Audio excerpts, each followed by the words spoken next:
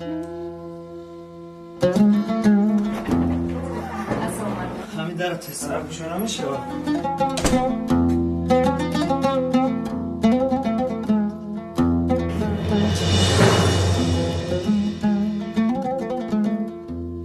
خیلی آدم یک کسی خریدن نمیتونی ما خود نشود شما یک هایی در من بروزی چی؟ خونه است؟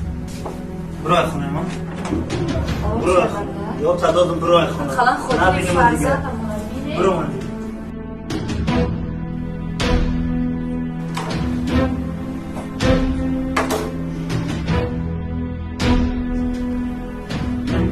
او بخیلی کمیه لاد نشکو